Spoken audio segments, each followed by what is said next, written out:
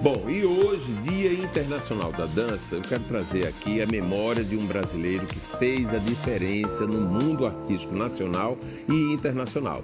Estou falando do bailarino e coreógrafo Ismael Ivo, nascido na periferia de São Paulo. O bailarino e coreógrafo se notabilizou após atuar por mais de 3 décadas na Europa.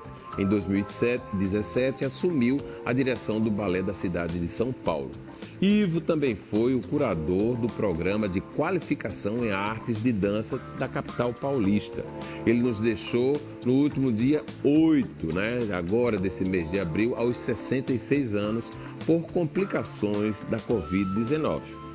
E aí, nesse exemplo de Ivo, que a gente abre hoje aqui o nosso trabalho, o nosso Muito Mais desta quinta-feira.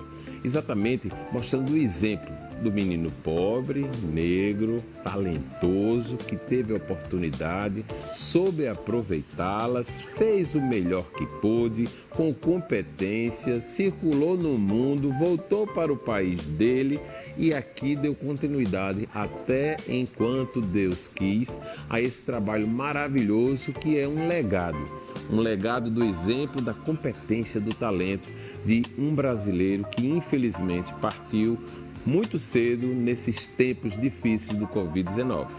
Está aí dado o exemplo. Ele continuará repercutindo entre nós, porque fez bonito e merece os nossos aplausos.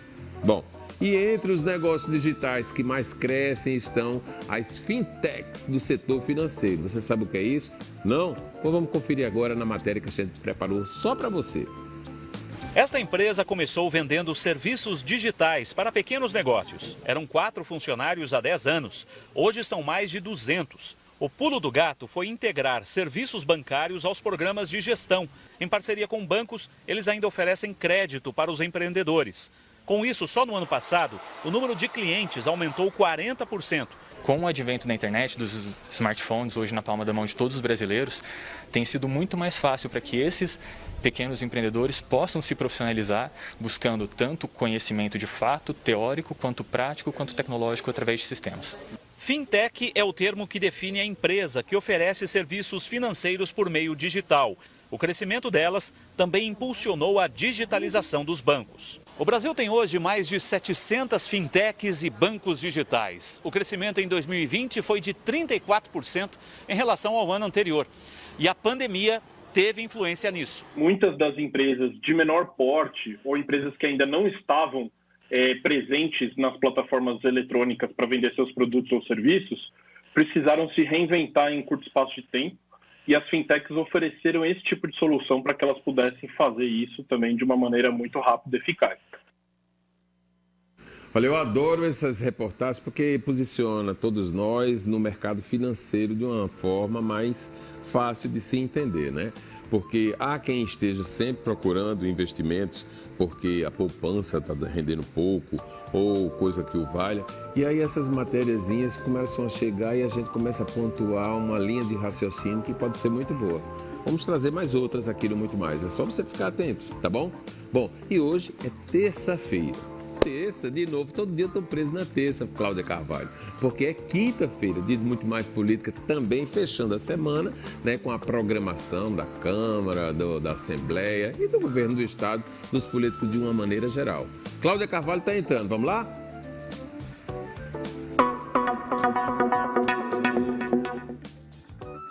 E ela já está aqui com a gente. Quinta-feira, viu? Pois é, boa quinta-feira para você, Gerardo, para todos os telespectadores. Vamos começar mais um Muito Mais Política, fazendo um resumo do que de mais importante tem acontecido nesse cenário tão dinâmico que é a política da Paraíba, Aliás, nós vamos começar não na Paraíba, mas falando sobre Brasília. Nós vamos falar sobre a CPI da pandemia e vamos trazer a participação de Fernanda Martinelli, porque hoje já teve discussão na CPI, já tem os primeiros convocados. Entre eles, inclusive, está o ministro paraibano, Marcelo Queiroga. A gente vai conferir com Fernanda Martinelli. Boa tarde, Fernanda. Oi, Cláudia. Boa tarde a você, boa tarde a todos. Na manhã de hoje, os integrantes da CPI da pandemia se reuniram aqui no Senado da República para analisar e votar o plano de trabalhos e também os requerimentos feitos pelos integrantes do colegiado. De acordo com todos os debates, o foco principal foi a convocação dos responsáveis pela saúde no governo federal. O cronograma aprovado foi o seguinte: na próxima terça-feira vão estar aqui no Senado da República para prestar depoimentos os ex-ministros da Saúde, Luiz Henrique Mandetta e Nelson Tais. Já a quarta-feira vai ser dedicada ao ex-ministro Eduardo Pazuello. E na quinta, quem estará prestando depoimento será o atual ministro da Saúde, o paraibano Marcelo Queiroga. Há uma grande expectativa em torno do depoimento de Pazuello, porque muitos problemas aconteceram enquanto ele estava à frente do ministério.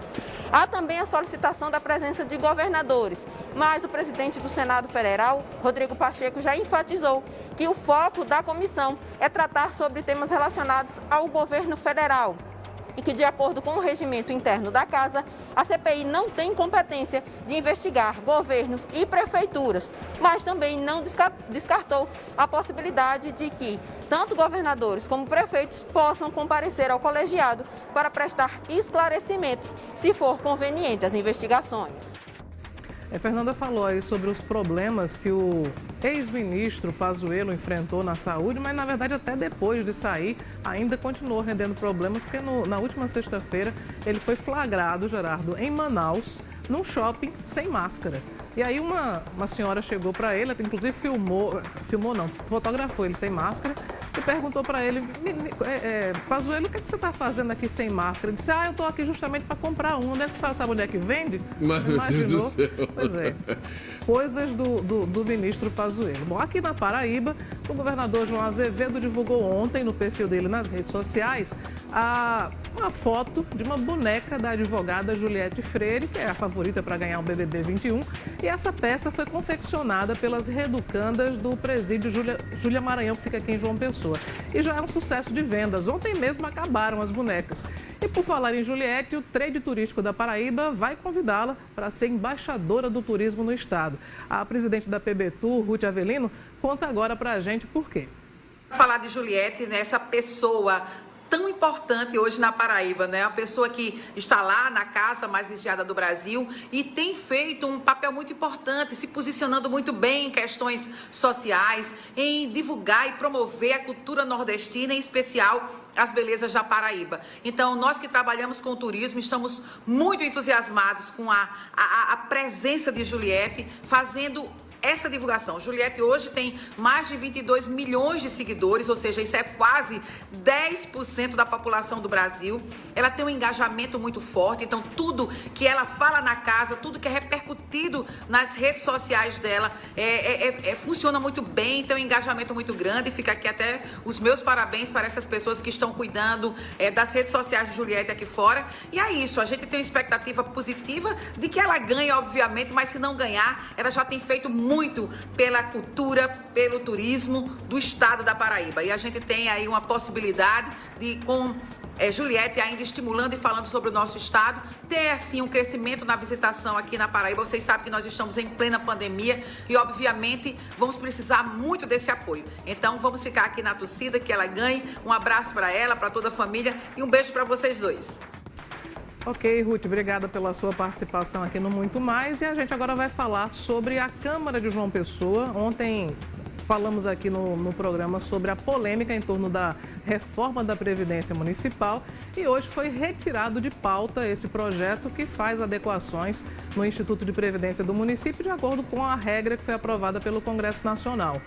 Foi retirado de pauta porque a Prefeitura entendeu, e a Câmara também, que havia um atropelo nos ritos de tramitação. Então a matéria foi retirada de pauta e depois foi colocada de novo, porque agora ela vai seguir o rito normal, sem assodamento, sem pressa, para que haja discussão e, enfim, ela possa passar por todas as comissões e ser discutida pelos parlamentares da maneira mais adequada. Nesse ponto, a oposição realmente tinha razão e esse erro já foi corrigido.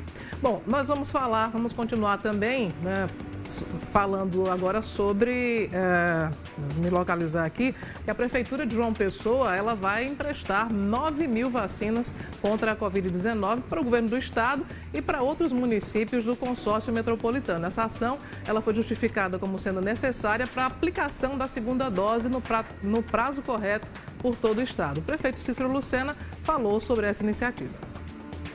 Deus, a gente tem o espírito de se preocupar com o próximo e é o que nós estamos fazendo. Como essas vacinas, elas serão aplicadas apenas naqueles que vai vencer ainda na outra semana e está chegando vacina, não tem por que a gente não ser solidário com os nossos vizinhos, com o estado da Paraíba, no sentido daqueles que estão com mais tempo de vencimento possam receber essa quantidade de vacina que o João Pessoa vai poder oferecer. Então, isso é gestão, isso é responsabilidade e isso é se preocupar com o próximo. Bom, e para concluir, hoje temos mais um ministro aqui na Paraíba, dessa vez é Rogério Marinho, do Desenvolvimento Regional.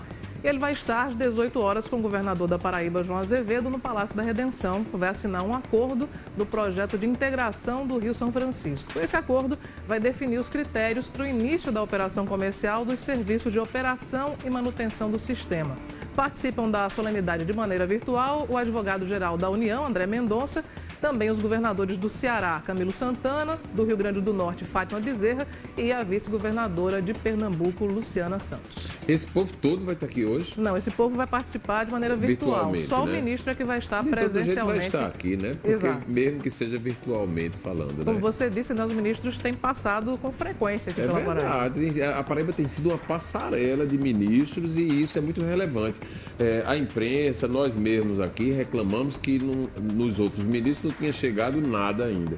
Mas o fato de ter vindo significa que vão levar demandas que precisam ser atendidas. Isso já é um começo, né? Porque nem ser recebido lá em Brasília e não vir aqui não está valendo, não é isso? Tem um ponto que parece que está sendo superado, é que antes existia dois grupos. Quando um ministro ou uma autoridade, presidente da República, por exemplo, anunciava que vinha a Paraíba atendendo o convite de A, o grupo B entrava numa articulação, né, para impedir. Isso. E aí acabava que a Paraíba normalmente ficava fora porque ninguém queria se indispor com um dos grupos. Agora, me parece que pelo menos nesse aspecto nós estamos resolvidos. Agora a gente tem Marcelo Queiroga como ministro da Saúde e Juliette como ganhadora do BBB. Quem sabe, né? Porque agora só se fala em Juliette. É uma coisa louca, né, na Paraíba. Mas eu queria aproveitar que você falou aqui, abordou a questão da vacinação, da segunda dose. Eu tomei a segunda dose hoje. Parabéns, muito Gerardo. bom, né não? Então, estou super feliz aqui porque é um novo tempo, né? Não tem como não se emocionar nesse momento. A gente está há um ano e tanto, né? Como diz uma amiga minha, um ano e que... nesse sofrimento, esperando uma hora de um abrir de portas, né? A gente não estará imune totalmente, pode ter, mas não vai ter, certamente, se Deus quiser, com a gravidade que se apresenta por aí. Mas o fato concreto, e a gente está querendo falar aqui, não só porque tomou, mas principalmente porque o processo da vacinação em João Pessoa está funcionando extremamente bem. Nós temos que ter esse reconhecimento e temos que, aí pela experiência de hoje, entender que tudo está se processando corretamente e não há razão para se chegar com agonias e reclamações ao momento da vacinação. A gente assiste toda hora, chegam as pessoas já querendo brigar. E não é esse o momento, né? O momento da briga parece que é depois de não ser atendido, de não ter sido realizado. Porque realmente muito organizado e merece aplauso essa atitude. Não é sem razão que nós estamos em 5º lugar no país. Exato. Não é isso, Cláudio? Chegando vacina, a gente consegue distribuir bem, né? Eu queria aproveitar o seu exemplo, Gerardo, também para dizer às pessoas que ainda têm alguma resistência que nós precisamos de vacina para nos imunizarmos e superar, né, essa pandemia do coronavírus, da Covid-19. Então, vacina sim. E Gerardo está provando aqui que a vacina não faz mal, ele não virou jacaré, né? Não ele está muito verde, bem. Né? Aliás, quem está vendo é você, Cláudio. Eu estou verde, mas também não virei ainda jacaré. É isso aí. Muito obrigado pela sua participação. Terça-feira a gente volta a conversar por aqui, Exatamente. Né? Beleza, obrigado, hein? Olha, agora vamos às informações direto da Band News FM Manaíra com Oscar Neto. É você. Boa tarde, Gerardo, e a todos que assistem ao Muito Mais. Vamos com informações boas, porque a Paraíba recebe hoje mais uma remessa de vacinas contra a Covid-19 que são enviadas pelo Ministério da Saúde. São mais de 88 mil doses, sendo 1.800 da Coronavac e 86 mil da de Oxford. Esse é o 16º lote de vacinas que chega à Paraíba e a quantidade é um pouco maior que o recebido no último sábado. Foram 75 mil doses. Essa vacinação é tão importante, Gerardo, que tem ajudado a diminuir os atendimentos para pacientes com a Covid-19 que estão nas UPAs da capital paraibana. A ocupação, que há um mês estava em 100% na área vermelha, hoje representa 73% de ocupação no setor. No total, as 4 UPAs que vão continuar atendendo ao casos suspeitos de Covid-19 dispõem de 57 leitos de enfermaria e também de semi-UTI. Mudando totalmente de assunto, com outra informação boa para o estado, porque a Universidade Federal da Paraíba está entre as 2.000 melhores universidades do mundo, de acordo com a classificação do World University Rankings 2021-2022. O índice também coloca a UFPB em 30º lugar no Brasil e na posição 1.230 em todo o mundo. As 3 melhores universidades mundiais são as americanas Harvard, MIT e Stanford. No Brasil, a liderança é ocupada pela USP. A classificação do desempenho acadêmico das universidades leva em conta as áreas de qualidade de educação, empregabilidade dos alunos egressos e a qualidade do corpo docente e desempenho das pesquisas. É com você, Gerardo. Obrigado, Oscar. Você é sempre muito em cima do lance, né? Trazendo notícias importantes para todos nós. Olha, agora eu quero lhe convidar a seguir o Instagram do Muito Mais na Band. Isso, @Muito Mais na Band. Você vai lá, abre essa página no perfil lá do Instagram e vai aparecer um quadrinho aí, seguir. Aí você clica em cima para ficar seguindo. Eu quero interagir com vocês. Eu preciso saber o que vocês estão pensando, estão querendo, para poder a gente colocar no vídeo aqui e fazer um programa maravilhoso. Mas já que você vai estar lá no Instagram, vai no @GerardoRabelloSB, o Rabelo com 2 L's, e clica também no seguir. Eu vou estar te esperando de braços abertos para poder você participar do momento que a gente está aqui toda hora, olha, pilotando na Sociedade Paraibana, na televisão TV Manaíra, para poder a gente estar sempre sintonizado, tá bom? Obrigado pela sua clicada aí, viu? Tô te esperando. E agora, para alegrar esse início de tarde de quinta-feira com música, estamos recebendo aqui o cantor Faipe, que recentemente lançou a música Muito Green. É isso mesmo, Faipe? Boa tarde. Que bom mesmo. É Muito Green o nome da música? Muito Green, isso aí. E o que é Muito Green? Muito Green é sobre a sociedade do capital. Eu fiz a música voltada para uma reflexão do ambiente virtual, onde a gente tem hoje em dia essa corrida por like, esse desespero por seguidores. Isso. E ela nasce nesse contexto. Ela faz uma crítica com um humorzinho levemente ácido, Sim. falando das pessoas que topam tudo por like, que estão aí no jogo fazendo tudo por dinheiro, que passam por cima da ética, passam por cima dos valores. E eu fiz ela de um jeito divertido, para falar de um assunto sério, mas com humor. É isso aí. Esse é um novo estilo de começar uma carreira. De dar prosseguimento à carreira nos tempos que a gente está vivendo, né? Você veja aí que a paraibana Juliette está fazendo esse sucesso todo, porque ela já deixou uma turma aqui trabalhando a imagem dela. Está bem visto isso aí. E os resultados são positivos, né? Com certeza. Com toda certeza. Se não ganhar, porque ela já ganhou pela história aí há muitas semanas, né? Já ganhou até muito mais do que o valor do prêmio, né? Pois porque quando essa menina sair, ela vai estar atacada nas publicidades. Mas vamos deixar a Juliette pra lá e vamos aqui na música Muito Green. Canta um pouquinho pra gente dela. Vamos lá. De Muito Green. Posso começar com uma outra? A gente joga Muito Green depois, segunda? Você quem sabe. Então vamos lá. Essa aqui é especial para quem me acompanha no Instagram e tá aqui assistindo o programa, seja pela live ou pela televisão. Eu fiz uma live, transmiti um ensaio dessa live e falei que eu ia trazer essa música aqui pro programa, que eu ia abrir com ela. Então essa é para vocês que estão me acompanhando aqui hoje. Vamos lá.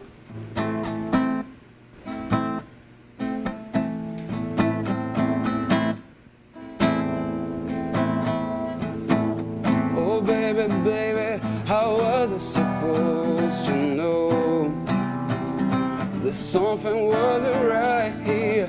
Oh baby, baby, I should have let you go. And now you wanna say, yeah, show me how you wanna do this.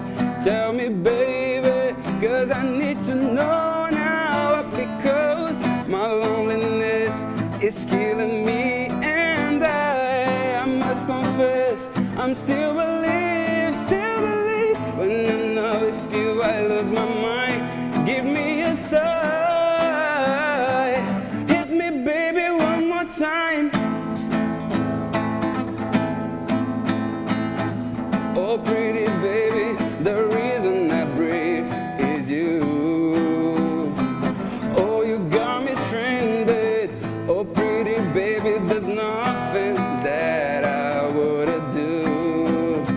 It's not the way I planned it. Show me how you wanna do this. Tell me, baby, 'cause I need to know now. Because my loneliness is killing me, and I must confess, I'm still believe. When I'm not with you, I lose my mind. Give me a sign. Hit me, baby, one more time. Muito bom, viu? Muito bom mesmo. Você canta só em inglês? Não, eu canto em inglês, canto em português. Você falou no Green, né? My Green. Aí cantou em inglês, aí eu disse, bom, ele deve fazer essa lei. Faip, né? Dá uma ideia do que seja. Tá. Eu vou até fazer uma correção aqui. Na amizade é Fipe, normal. Fipe, pronto. É porque é um nome que tem o Y do inglês, mas eu prezo bastante pela minha raiz brasileira, pela minha referência ao Brasil. Sou daqui do Brasil, sou indígena. Você sou indígena? do norte, Não, eu digo, descendente de índio. onde? Do Amapá. Do Amapá, pronto. Era isso que eu estava querendo chegar. Eu coloquei muito green porque verde é a minha cor favorita. Isso, e aí já faz do Amapá, tá nas suas origens lá, região Amazônia. Verde, Amazônia, natureza, tá tudo conectado. Chegou a João Pessoa quando, pai? Tem 2 anos que eu tô aqui. Tem 2 anos? Sim. E veio por quê? Gerardo, porque eu deve ter tido um motivo maior, né? Eu trabalhava como músico no Norte. Eu vivia minha carreira só de música lá. E a minha mãe adoeceu, diagnosticou com Alzheimer precoce. Sim. E a gente teve que vir cuidar dela. Na verdade, veio primeiro minha irmã pra cá, que estava cuidando normal. Só que as coisas começaram a ficar um pouco mais complicadas e ela ligou pedindo minha ajuda. Então, quando eu vim pra cá, meio que eu vim com a ideia de desistir, deixar a música em segundo plano. Sim. E foi o que eu fiz. Eu comecei a trabalhar em outra área, comecei a trabalhar com confeitaria, vendendo sobremesa na praia. Inclusive, algumas pessoas podem me conhecer da ETV, porque já me viram nas praias de Cabo Branco e Tambaú, vendendo meus doces, que é a palha no pote. Que tipo de doce, hein, Fábio? É uma palha italiana gelada. Também é bem original. É uma coisa que só eu faço. Palha não é muito fácil daqui. E as coisas começaram a mudar quando eu lancei um remix em 2019, sem pretensão nenhuma. Autorizei o remix a sair. E esse remix começou a bombar na internet, começou a estourar no Spotify, entrar em várias playlists e o Lyric Video subindo visualização no YouTube. E aí foi um sinal verde, né? Tipo, aí, continua. Desorganizou um pouco a vida de todo mundo, né? Eu digo pouco, vai ser muito... Teve esse lado positivo, porque como eu passei a ficar mais em casa, quem é artista sabe, quando a gente fica direto em casa, a criatividade ela dá um grito, porque você fica ali, entediado, naquela coisa, celular, televisão, come, deita, e praticamente foi assim o começo da pandemia, e começou a vir inspiração, melodia, letra de música. Conheci ótimos contatos, inclusive fiz contato com essa gravadora de São Paulo, que agora é a minha gravadora, Vila Vortex Music, estamos juntos. E estou muito feliz com um projeto que está só começando. E lives, você fez algumas?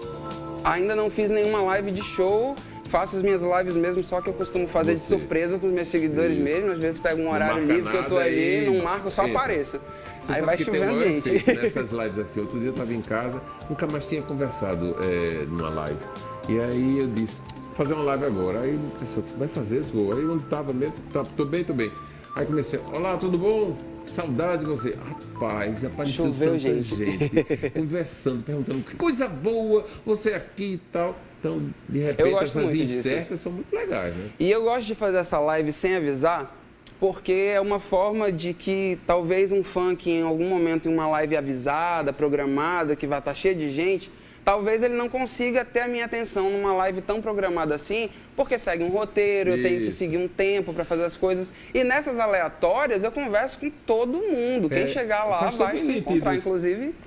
Faz todo sentido isso que você está falando, porque a gente sabe que tudo que é muito pasteurizado, muito programado dentro do Instagram, por exemplo, não funciona tanto quanto quando é bem natural, quando as pessoas se mostram revelando de forma assim bem inusitada aquilo que está vivendo. Com certeza. Né? E aí essa coisa bem certinha do roteiro, sei o quê, é como na televisão, às vezes a gente erra aqui, gagueja, pronuncia errado. Eu tô aqui me tremendo, vocês estão vendo, mas eu tô super nervoso de estar aqui no ao vivo. Mas o fato de ser ao vivo é muito facilitador para que tudo ocorra dentro de uma naturalidade que a pessoa que está em casa gosta.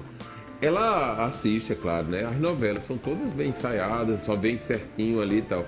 Mas os programas que mostram nós como nós somos e que somos iguais a quem está ali atrás, olhando a gente pelas câmeras, isso faz um efeito que é diferente, é forte, né? E eu gosto muito de criar essa relação com o meu público. Um dia, inclusive, eu fiz algumas transmissões nos stories e eu tava falando sobre isso. Sobre as pessoas que estão ali, às vezes na nossa rede, só para ocupar espaço, que não querem interagir, ou estão ali só para ficar desejando coisa negativa. Tipo, eu disse, gente, se você que está aqui na minha rede social gosta do meu trabalho e me deseja coisa positiva, pode mandar mensagem no direct, pode comentar nas minhas publicações, eu respondo todo mundo, eu não sou um deus, eu não estou acima de ninguém, eu sou humano como qualquer um de vocês. Eu tenho o maior prazer de responder comentário, de responder pergunta, de tirar dúvida. Eu tenho uma relação com alguns fãs que já acompanham de muito tempo, que do nada eu chego ali, abro meu direct, tem um texto enorme contando uma história de amor que deu errado, alguma coisa que está vivendo, que não sabe o que fazer. E eu sinto uma responsabilidade muito grande de saber que algumas pessoas chegam em mim para saber o que eu penso, o que eu acho, como deveriam agir. E nessa hora que a gente entende o peso de você ter uma voz dentro de uma plataforma que acumula tantas pessoas. Porque a gente tem que ter muito cuidado com o que a gente fala, com o que a gente propaga. A gente pensa que não, mas todo mundo está ali, né, sendo influenciado por aquilo. E ele tem um detalhe, para completar isso aí, esse responder, essa responsabilidade, esse compromisso de responder para quem nos procura. O fato concreto é o seguinte, nós como jornalistas, quando procuramos nós estamos procurando e promovendo o exercício da nossa profissão. Sim. Então, se você não responde, nós não podemos trabalhar. Exatamente. Né? Até que você chegar e dizer, olha, Geraldo, eu não posso responder hoje, por isso está respondendo. Né? Agora, deixar ao Léo, aí é que é ruim, além de desrespeitoso para quem está disponibilizando algum tempo para si, né? Com certeza. Bom, mas a gente vai aqui agora a um intervalo, né? Porque temos que faturar. Não sai daí não, porque no próximo bloco tem mais música, uma entrevista muito interessante com a oftalmologista Carla Pereira e um TBT, né? Porque é quinta-feira e é bem especial. Até já.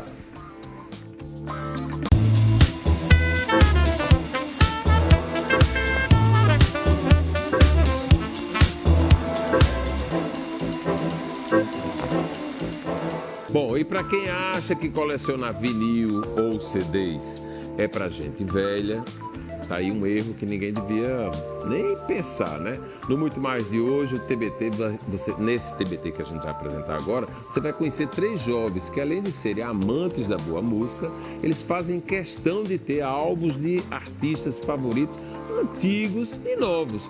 Vê o TBT que tá bem interessante.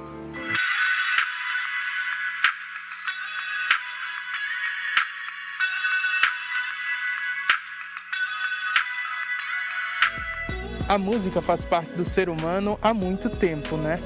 Mas a forma como a gente ouve mudou com o passar dos anos.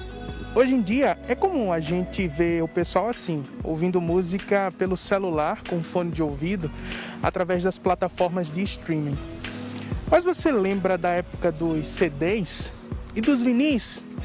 E se eu disser a você que tem gente que prefere ouvir ainda da forma analógica? É o que a gente vai descobrir agora. Cleonilson começou a coleção de vinis em 2015 e de lá pra cá não parou mais de adquirir os discos. Em 2015 eu comprei meu primeiro toca-discos e comecei a comprar também os discos e hoje já tenho mais de 300 discos. Eu gostei do vinil não só pelo tamanho, né, porque ele é um produto maior, então a gente tem mais detalhes, mais riqueza na embalagem, você consegue ver aquela capa num tamanho maior, mas também pela qualidade do som. A qualidade do som no vinil ele é infinitamente melhor do que um CD ou o que você ouve na plataforma digital, porque ele é uma gravação analógica, não é digital. Quando é digital, perde um pouco dessa qualidade. Ele tem até um perfil nas redes sociais para mostrar a coleção. São vários, olha só. Mas dentre eles, tem um que o carinho é maior. De todos que eu tenho hoje, o mais carinhoso, assim, o que eu mais tenho carinho é esse aqui, da Kylie Minogue. Porque ele, além de ser uma edição limitada, só existem 1.500 dele no mundo todo. Eu também consegui pegar um autógrafo dela na capa dele no ano passado, né, quando ela esteve aqui no Brasil. Eu consegui encontrar com ela na porta do hotel e consegui pegar um autógrafo no disco. Então, de todos, eu acho que esse é o mais valioso para mim, não só financeiramente, mas também na questão emocional. Outro que é fã da cantora australiana é o Sivan, mas ele é um pouco mais moderno. Coleciona CDs. Tem o CD de 1990, vai passando por 2000, né? A época de 2010, até chegando 2020, né? E eu tive o prazer de comprar esse CD autografado à mão. É um privilégio de fã, sabe? Foi muito importante para mim, até porque estivemos no show dela, no dia 7 de março, um show pré-pandemia, haviam apenas 7 casos de Covid no Brasil, e ela veio para o Brasil, fez um show incrível, reuniu 27 mil pessoas lá no Memorial da América Latina, e foi um momento extremamente especial de realizações de sonhos. E esse CD aqui, para mim, é o mais precioso da minha coleção. Esse aí gosta tanto que até obras de um artista da Suécia ele tem. Olha só essa história. Uma história até bem engraçada com um artista da Suécia, é um artista bem local da Suécia, e eu ouvindo pelo Spotify, gostei de uma música, tirei print do player, postei no meu stories, e coincidentemente ela respondeu. Ela disse, muito obrigado pelo apoio e tal. Eu falei, sou um fã do Brasil, descobri você agora e tal. Ela, que bom descobrir que eu tenho um fã no Brasil, né? E nós passamos semanas conversando e tal, e eu falei, eu sou colecionador, quando eu gosto muito de um artista, gosto de ter o trabalho em mãos. Aí ela, você quer que eu te envie alguma coisa? Eu falei, eu quero. Aí ela acabou enviando isso aqui, o primeiro álbum e o segundo álbum que ela lançou, e todos autografados à mão e ainda com dedicatória. Ela colocou aqui meu nome, aliás, Chu, e um coração, e ainda mandou uma cartinha pra mim, né, em inglês, agradecendo por estar ouvindo e pelo suporte que eu tenho dado a ela, e que ela tá muito feliz em ter um fã no Brasil. Amor da Suécia, Marriott. Pessoal, não sei se vocês têm percebido, mas quem tem colecionado CDs e vinis, não é gente velha não, são jovens com menos de 30 anos de idade. E a nossa produção recebeu a informação de que tem uma jovem de 22 anos, que ela tem uma coleção vasta de vinis. E a gente está aqui na frente da casa dela, é a Isabelle. Vamos conhecê-la? Oi, Isabelle, tudo bem? Vamos entrando. Vamos lá. Olha só a quantidade de discos por aqui. São pelo menos 150, só na casa dela. E a paixão começou pela tia. Ela sempre colecionou muitos discos. E aí, quando era bem novinha, tinha, 8 anos de idade, ela se mudou de casa, foi morar junto com a minha avó e deu todos os discos que ela tinha pra gente. Um arsenal muito maior do que eu tenho hoje, inclusive. E aí eu comecei, né, essa coisa de me interessar pela música, e principalmente por uma música que não era da minha época, né, porque ela tinha muita coisa de MPB, da década de 70, 80. E eu não conhecia nada daquilo, eu achava fantástico, né? Mas para manter os discos em perfeito estado, é necessário alguns cuidados. É todo um processo de limpeza para não danificar seu aparelho, de guardar o disco do jeito certo, sempre na vertical, assim, para ele não exercer força um sobre o outro, para não empenar. Limpeza sempre que puder, toda vez que for colocar na agulha.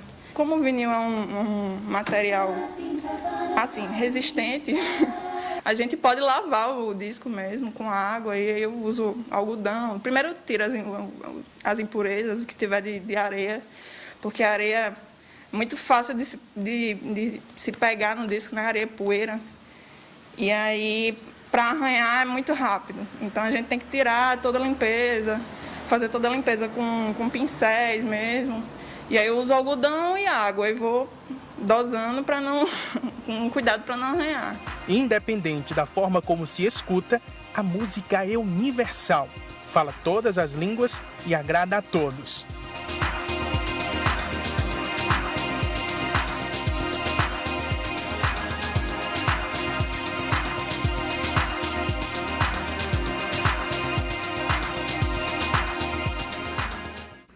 Olha, eu conheço muitos colecionadores de vinil, né? A decoradora Conceição Serra tem um arsenal maravilhoso, um acervo, né? Não é nem arsenal.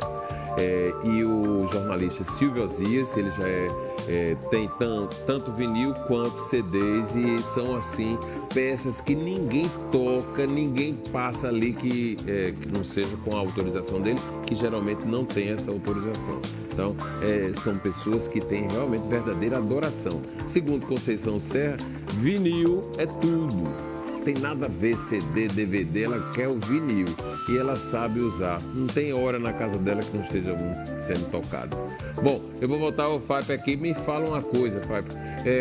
A gente, antes de escutar o My Green, que eu quero escutar de qualquer forma, e você vai fazer essa gentileza pra gente, eu quero saber, a gente tá numa retomada, né? Os números estão muito altos em todos os lugares do Brasil, mas a gente sente que as casas aqui já estão permitindo show, até 3 músicos e tal. Quero saber como é que tá a tua agenda. Você retomou já ou não? Não retomei por uma questão de segurança. Sim. Eu priorizo muito a saúde da minha mãe e a saúde do meu namorado, então eu não colocaria nenhum deles em risco. E eu evito mesmo. Quando ela estiver vacinada, principalmente minha mãe, quando tiver tomado as 2 doses, aí eu já fico mais tranquilo, quem sabe eu posso até voltar. Já está com expectativa?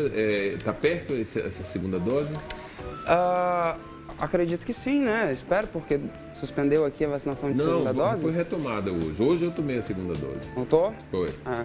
Mas tem o limite da faixa etária também, né? Mas ela tem comorbidade, não tem? Não. Não? Nenhuma? Só tem a doença que... Não foi classificado como prioridade para a tua mãe. Sim. E até que eu tentei, viu? Tentei um bocado. Todos nós tentamos, né? Eu entrei na cota da comorbidade, né? Porque eu sou diabético e aí diabetes está na pole position. Sim, com certeza. Pelo menos para isso uma comorbidade resolveu, né? Foi bom. A vantagem de ter um negócio desse, né? Ninguém deve querer ter, mas já que tem, né? Foi bom. Então, queria escutar agora. Vamos lá? Vamos de Muito Green, então? Vamos. Vamos lá, produção. Toquei aqui meu violão.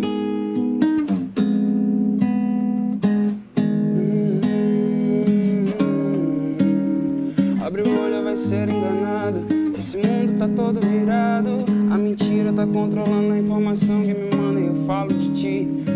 Vem pra ser visto na tela. Vou chorar, representar a favela. Levantar bandeira pro cheque assinado e falar dessa empresa com depósito confirmado. Tô sorrindo aqui dizendo que amei. Eu te indico, mas eu nem provei. Tá me pagando bem, eu sorri e falo bem. Só sigo de volta e acabou, neném. Nem vem pedir minha divulgação. Não chega me chamando de irmão. Corta essa intimidade, você não me conhece. É só que a minha audiência que só cresce e cresce. É tanta falsidade, jogo de interesse. Nada é o que parece, por isso ninguém cresce. I know you want my money, I know you want my fame, but baby just a lose e não convence ninguém. Corta o papo furado, com sucesso forjado. Pode enganar alguns, mas nunca vai ser alguém. Meu talento é de verdade, stream não prova nada. Seguidores é piada, questão de carteirada. Pagando você tem também, eu tô deixando meu legado. Meu nome vai ser lembrado, tô erguendo meu reinado. Coisa que você nunca vai entender, abre o olho, vai ser enganado. Esse mundo tá todo virado, a mentira tá controlando a informação que me manda e eu falo. Muito green pra ser visto na tela. Vou chorar, representar a favela. Levanta a bandeira pro cheque assinado. Abre o olho, vai ser enganado. Esse mundo tá todo virado. A mentira tá controlando a informação que me manda e eu falo. Muito green pra ser visto na tela. Vou chorar, representar a favela. Levantar a bandeira pro cheque assinado e falar dessa empresa com depósito confirmado.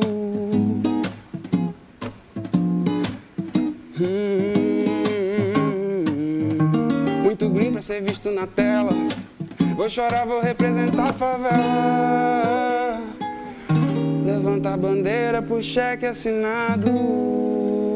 Olha, muito legal, viu? Muito legal. Uma música difícil de ser cantada, né? Sim, um pouco. Um bocado difícil. Você viu que até travou aqui um pouquinho a língua no começo, né? Difícil mesmo, difícil. Mas que tem um conteúdo de protesto aí muito forte, né? Essa foi a primeira vez que eu apresentei essa versão acústica aqui, porque ela, como quem já ouviu, é bem diferente, né? Que ela é um trap, que é esse estilo musical, que ele é um pouco mais rápido. É como se fosse a evolução do rap. Porque o rap era aquela situação de fazer a rima em cima do tempo. E o trap, ele já entra com uma métrica um pouco mais rápida e ele te dá a liberdade de abrir voz cantando e não só rimando, né? Porque o rap é aquela coisa mais da rima mesmo, tipo, falando pra combinar. E esse conteúdo todo, você estudou pra isso? Sim, eu comecei a estudar música desde criança. Essa é uma realidade que eu já vivo há muito tempo, porque acho que quando eu tinha meus 11 anos, eu já era integrante de um grupo de louvor da época da igreja. E eu viajava por todo o interior do Pará, cantando nas igrejas e levando as músicas lá. Então eu meio que já nasci nesse meio. Sim. Comecei a estudar canto, Ali, quando eu comecei a gostar de escrever, eu já estava estudando ali na 3ª série, eu comecei a gostar muito de poesia e eu comecei a me interessar por escrever. Eu fui aprender a tocar também. Nisso eu comecei a fazer minhas próprias músicas. Então, vem muito cedo. Não é só cantar, né? Não ser completo, tem que escrever, tem que ter essa inspiração. E tem que dançar também, viu? Hoje é dia da dança, é importante. Olha só, fica aí que eu quero lhe escutar mais, mas agora a gente vai falar um papo aqui que é super interessante. Você sabia que o abril, que é verde, é também marrom? A campanha Olha para a Conscientização sobre a importância da prevenção e combate às diversas causas de cegueira. Sobre isso, vamos conversar agora aqui ao vivo com a oftalmologista Carla Pereira. Doutora Carla, prazer em tê-la aqui. Muito bonita, viu? Já podemos dizer logo isso. E aí, queremos realmente abordar, esse é um assunto que eu, pessoalmente, tenho muito interesse. Eu sou de uma família de diabéticos e a cegueira é algo que atormenta a vida de todo diabético. Os que não são corretos no tratamento da doença e os que não são corretos também, porque tem sempre esse temor. E tem o caso de glaucoma na minha família também. Minha avó perdeu a visão lá atrás, talvez por falta de conhecimentos e de recursos na época para o tratamento. E aí eu queria que a senhora me falasse sobre esse mal que atormenta tanta gente, a cegueira. Boa tarde, Gerardo. Prazer estar aqui com você. Você já falou duas importantes causas de cegueira. O glaucoma e a retinopatia diabética são bastante frequentes, né, em nosso meio. E esse mês é importante para que a gente possa realmente alertar a população, sobretudo agora na pandemia, onde os exames realmente eles estão bem menos, os pacientes estão menos assíduos e a prevenção realmente é o melhor remédio, né? O glaucoma é uma das doenças que ela não causa nenhum sintoma, porque ele simplesmente não sente nada no início da doença. E a doença, ela aparece, ela vai progredindo e ela pode sim ser detectada no início. Você, já que tem parente com glaucoma, você também deve fazer o exame. Provavelmente já deve ser acompanhado direitinho. Já estou me acompanhando, sim. A retinopatia diabética é também, infelizmente, uma das terríveis doenças, né, que inclusive deixam o olho bastante doloroso. E também deve ser prevenido. Pacientes diabéticos devem ter o controle muito rigoroso da sua glicemia, assim como fazer o exame oftalmológico bem frequente, né, periódico. Existem outras causas, como catarata, como degeneração macular, que incidem mais idade, realmente acima dos 40, pacientes mais idosos. Mas existem também doenças na infância e na adolescência, né? Por isso que é importante o exame no bebê, porque existem doenças congênitas como catarata congênita, glaucoma, que devem ser detectados no início e tratados para que a criança possa desenvolver a visão. Na idade do jovem, existe o ceratocone, que é uma doença grave, muito associada a pacientes alérgicos, né?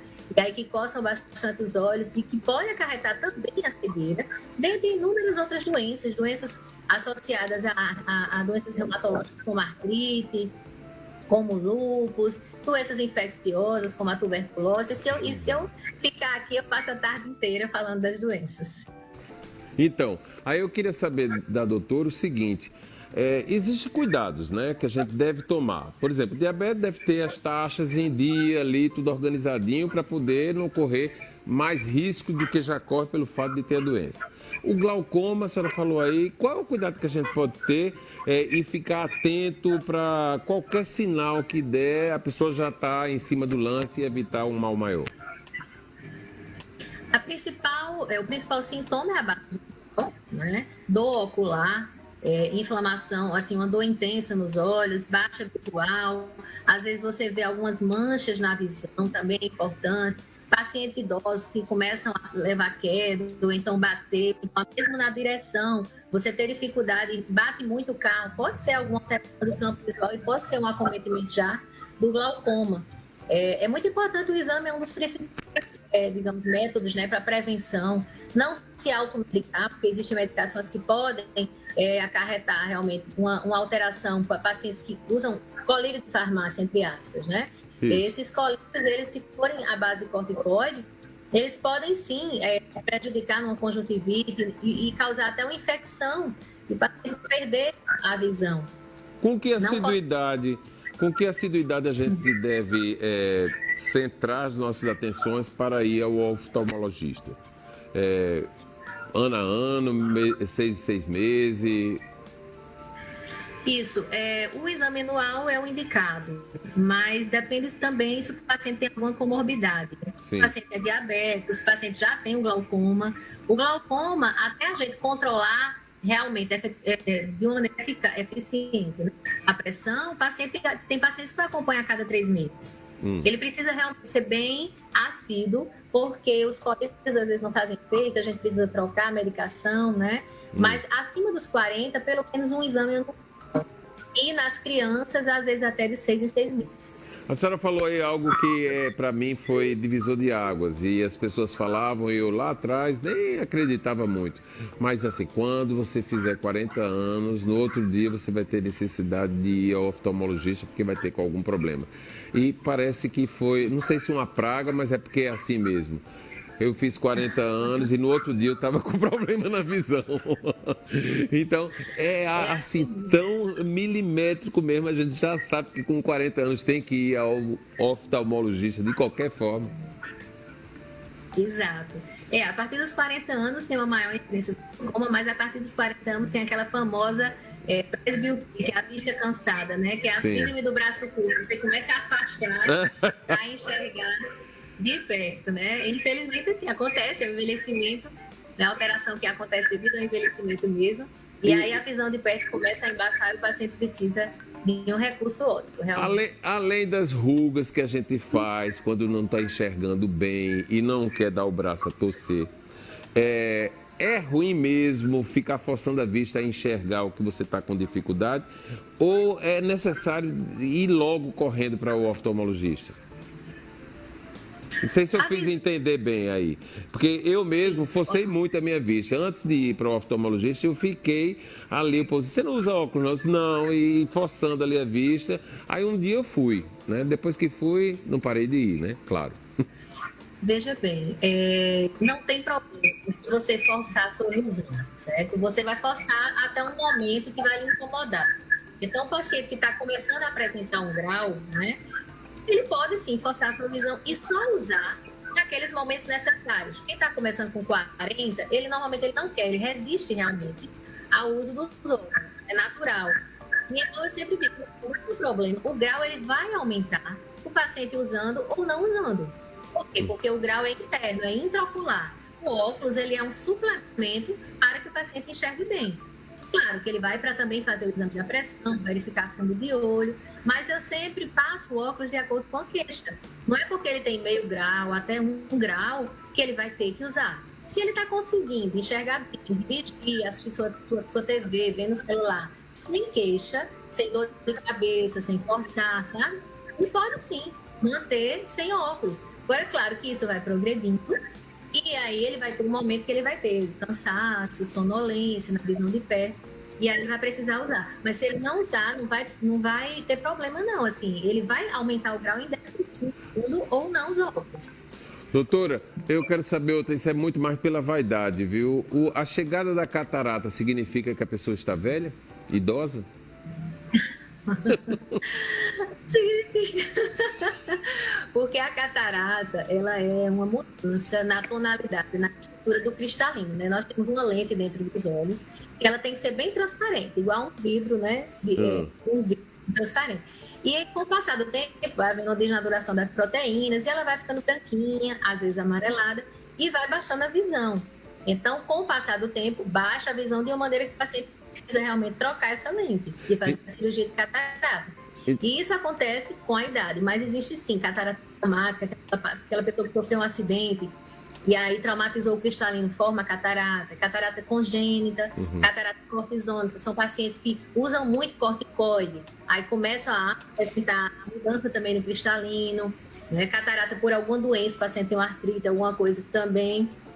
Então, são cataratas secundárias, mas a catarata senil, a mais comum, é realmente devido ao envelhecimento. Resumo da ópera, doutora, eu vou ter que esconder esse assunto e nunca vou revelar, porque eu não vou chegar a ter essa catarata. Né? Muito obrigado, viu, pela sua participação aqui, a senhora é muito simpática e foi bem revelador aqui para assuntos que são do nosso cotidiano, né? Muito obrigado. Obrigada. Eu queria só deixar um recadinho rapidinho para os pais, né? Existe uma digamos, uma tradição, uma cultura aqui no Brasil, que só se procurar, infelizmente, os oftalmologistas quando tem queixa.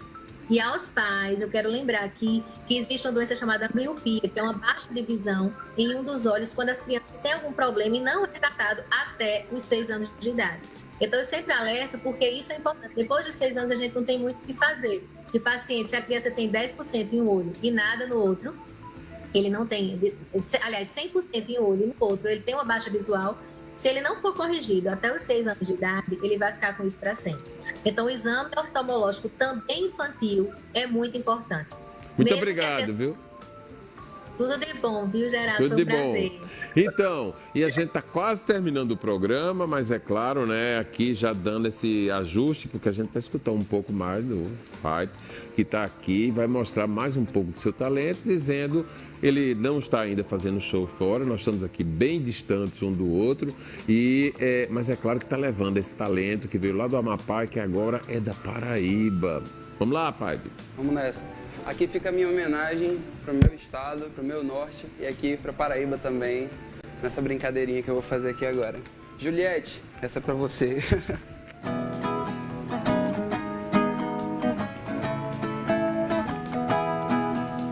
Deus me proteja de mim e da maldade de gente boa, da bondade da pessoa ruim. Deus me governe, guarde, ilumine.